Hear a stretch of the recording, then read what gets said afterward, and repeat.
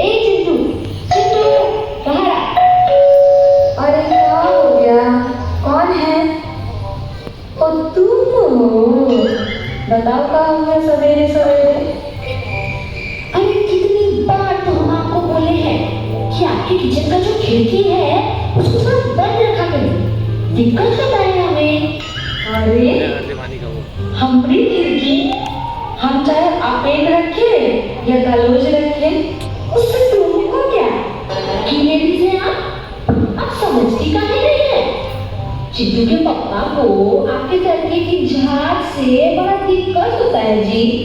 बेचारे इतना खांसते हैं कि खांसते खांसते खांसते खांसते पेट अपना वजन घटा लिए। अरे तुम्हारे चिंटू के पास स्लिम हो रहे हैं, इससे हमको क्या? सुबह सुबह इस फालतू के रीजन से अब हमसे फाइटिंग मत स्टार्ट कर तुम। अरे हम कहाँ लड़ रहे हैं? एक तो आप ही है जो फालतू का बात लेकर आड़ पर बैठी हो। हम मरे हुए हैं। तुमने ही तो एक फालतू का रीजन लेकर झगड़ा स्टार्ट किया है ना? तो आपका मतलब है यह झगड़ालू है? ना, अरे तुमने तो डियलॉग सुना ही होगा कि हाथी के दांत खाने के कुछ और दिखाने के कुछ और। क्या मतलब है? मतलब कुछ नहीं है। सवेरे सवेरे फुकट के मेरा दिमाग मत खराब करो। अरे क्या लेडीज है भाई, कुछ सुनने को तैयार ही नहीं होती है।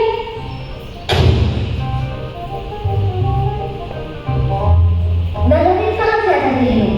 अपनी अकड़ और अपनी घमंड में ही चूर रहते हैं, खुद के सामने दूसरों को समझते ही नहीं है। सुबह सुबह लड़ने आ गए हमसे, हमने क्या ही गलत बोला था?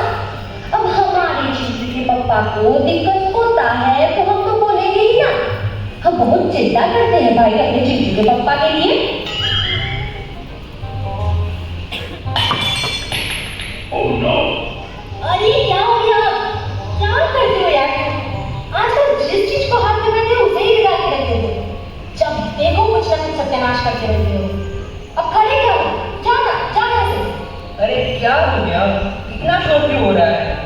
जरा एक गिलास पानी पिला रहा तो। हाँ, तुम्हारा क्या? बैठे बैठे बस ऑर्डर मारते रहो। एक गिलास पानी भी इस ठंडे में से लेके नहीं सकता। अरे लगता है इतना जरा क्लास से निकाल रहे हैं। जिसको देखो बस बैठ के हमको ऑर्डर मारते नहीं। अरे श्रीमती जी, क्यों इतना गुस्सा करती हो? ये गुस्सा तुम्हें सूट नहीं करता। हाँ, तुम तो रह रही हो। पहले से ही उस गुप्ता जी की बीवी ने मेरा दिमाग खराब किया हुआ है, ऊपर से तुम मत शुरू हो जाओ। मतलब क्या? एक बार में कोई बात समझ नहीं रहा है वो औरत। अरे कम से कम बच्चों के सामने तो ये सब शुरू मत करो। अरे क्या ही होगा सुन लेंगे तो? कुछ गलत थोड़ी ना कर रहे हैं हम। अब जो जैसी है वैसी है। समझ गया। आज भी मेरा नाश्ता मिलने से रहा। तुम ऑल इंडिया रेडियो की तरह चलते रहो, मैं चला ऑफिस। जब देखो तब पकड़। हाँ जाओ, बड़े आए।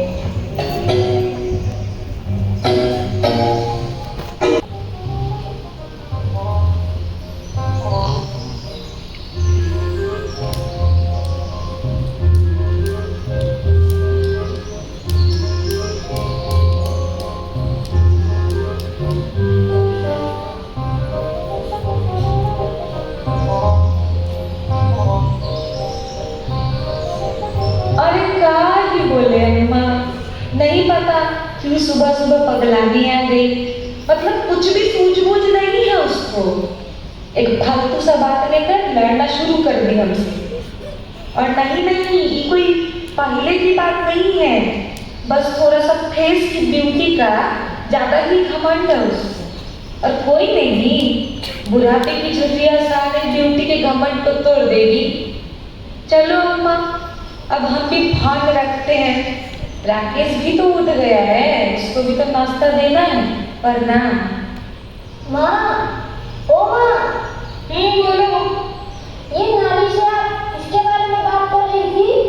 अरे और कौन, एक ही तो ऐसी अनमोल रतन है हमारे यहाँ, वही मिश्राई। बड़ी घमंडिया है, खुद को ना जाने कहाँ की ऐश्वर्या राय समझती है।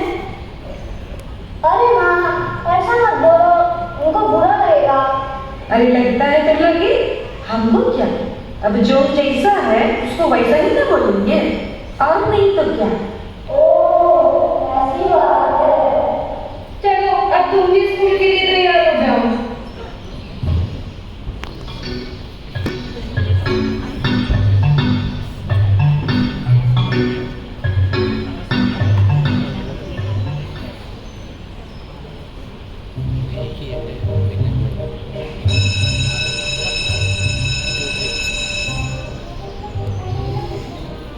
ओए मोड़ू, वो ज्यादा ही खाने लगा है आजकल तो। थोड़ा कम कर ले, वरना तेरा पेट फट जाएगा एक एक। क्या ओए छोटू छोटू, इधर सुन।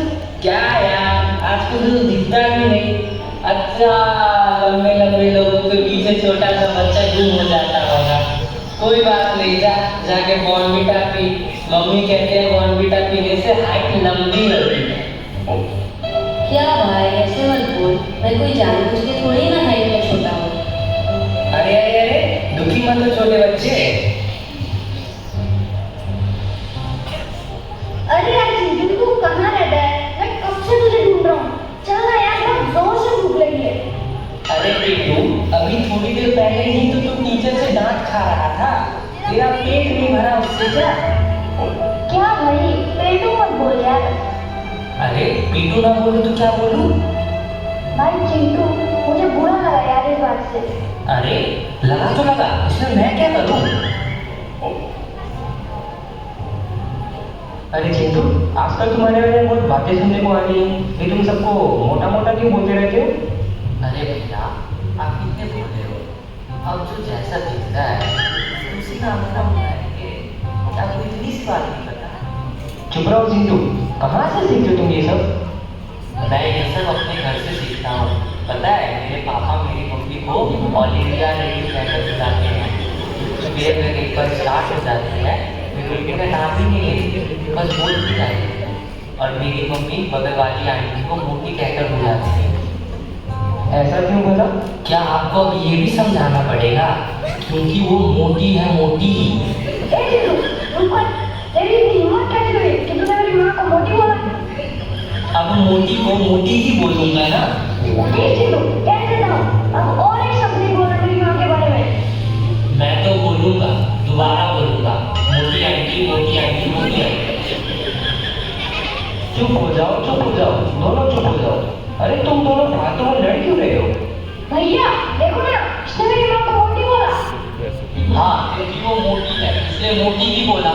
अरे तुम दोनों शांत हो जाओ और माफी मांगो एक दूसरे से। अरे जाओ जाओ, मैं नहीं मांगता माफी वाफी इससे। तो मैं भी नहीं मांगूंगा माफी। गलती तो इसकी है। माँ ठीक ही कह रही थी, मुझे इसके साथ ही नहीं रहना चाहिए। तुम दोनों चुप हो जाओ और पहले ये बताओ कि तुम दोनों आपस में लड़ क्यों रहे हो? अरे उसकी मम्मी ने मेरी मम्मी के साथ झगड़ा कर लिया, तो उसने मेरे साथ झगड़ा कर लिया। झगड़ालू होएगा। अबे झगड़ालू किसे कहता है? तुम्हें और किससे? अरे शांत हो जाओ तुम लोग। ऐसी बात पे कोई डरता है क्या? हमें हमारे पास अंदर में यही चीज आ जाती है कि किसी के बारे में बुरा नहीं सोचना। और अगर गलती से किसी के बारे में बुरा सुन भी ले तो उसे एक कान से सुनकर दूसरे कान से निकाल देना चाहिए। कभी उसे अपनाना नहीं होता। और हमें हर एक से ही प्यार और नम्रता से पेश आना चाहिए, क्योंकि निरंकार यानी भगवान तो हर एक के अंदर ही है ना। भैया आपकी बात तो सही है, पर हमें करना वही है। हाँ भैया, इसकी मम्मी रेगुलर मेरी मम्मी के साथ झगड़ा करती है, वो भी छोटी मोटी बातों पर। तो फिर मैं तो नहीं रह सकता इसके साथ प्यार से। अरे तुम दोनों को झगड़ा करके कुछ मिल रहा है क्या? चाहे इंसान बुरा हो या अच्छा, हमारी कोशिश हमेशा यही रहनी चाहिए कि हम उससे अच्छी बातें ही अपनाएं, फिर चाहे वो कोई और हो या हमारे माँ बाप। अरे होता है कभी कभार कि घर के कामकाज के टेंशन के कारण हमारे माता पिता भी गुस्से में आ जाते हैं और उनकी जुबान से कुछ ऐसे शब्द निकल जाते हैं जो सही नहीं होते। उस समय हमारा ये फर्ज बनता है कि जिस प्रकार वो हमें हमारी गलतियों के लिए समझाते हैं, हम भी उन्हें उसी प्रकार उनकी गलतियों पर समझाएं। तभी तो उन्हें ये रियलाइज होगा कि गुस्से में आकर जो उन्होंने शब्दों का प्रयोग किया था वो सही था या गलत। हाँ भैया, आपकी बात सही है। मैं आज ही जाऊँगा और मम्मी को ये सारी बातें कहूँगा। और रामू, मैंने गुस्से से तुझे बहुत कुछ बोल दिया, मुझे माफ़ कर देना भाई। कोई बात नहीं दोस्त, मैं भी अपनी मम्मी को समझाऊंगी।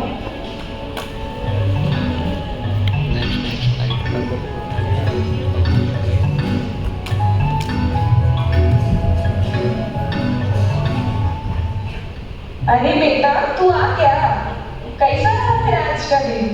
कहीं उस मिश्राई के बेटे ने फिर से तो मुझे कुछ नहीं कहा ना? अरे माँ, क्यों मीना? यहाँ बैठो और मेरी बात सुनो। ये क्या तुम लोगों के साथ लड़ाई झगड़ा करती रहती हो माँ? क्यों तुम उनको बुरा भला कहती हो? आखिर वे भी तो इंसान ही है हमारी तरह। हमें उनके साथ प्रेम से पेश आना चाहिए, ताकि कभी अगर हमें उनकी जरूरत हो तो वो हमारी मदद कर सके, और अगर उन्हें हमारी जरूरत हो तो हम उनकी मदद कर सके। अरे कितना बड़ा हो गया है मेरा बेटा। इतनी समझदारी की बातें तुझे किसने सिखाई? मेरे स्कूल में भैया ने, वो संगत जाते हैं, निरंकारी संगत जाते हैं, और वहीं से उन्होंने ये सारी बातें सीखी हैं। अरे वाह, फिर तो हमें भी वहाँ चल के एक बार देखना चाहिए। जी माँ, जरूर।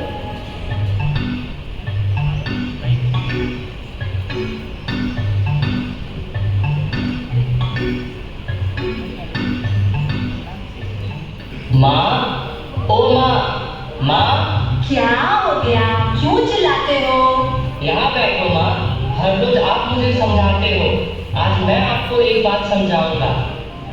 अच्छा, तो अब तो इतना बड़ा हो गया कि अपनी माँ को समझाएगा? जी माँ, मैं हो गया हूँ बड़ा। क्या अब यही दिन देखना बाकी था?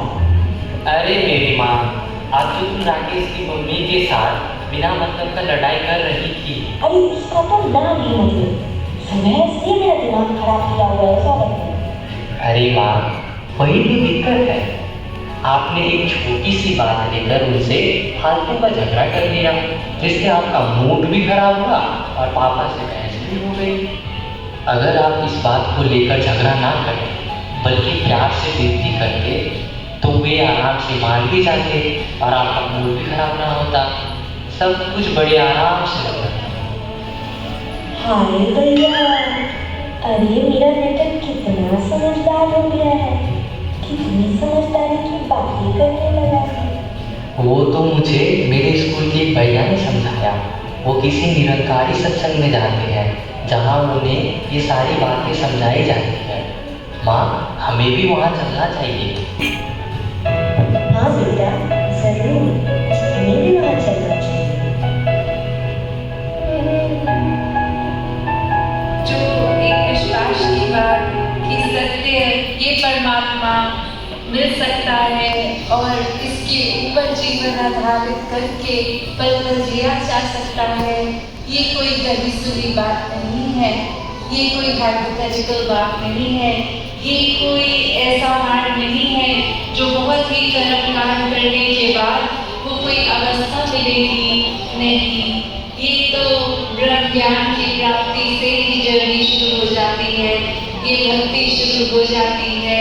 पल पल इसके रास्ते जीकर ये जिया जा सकता है।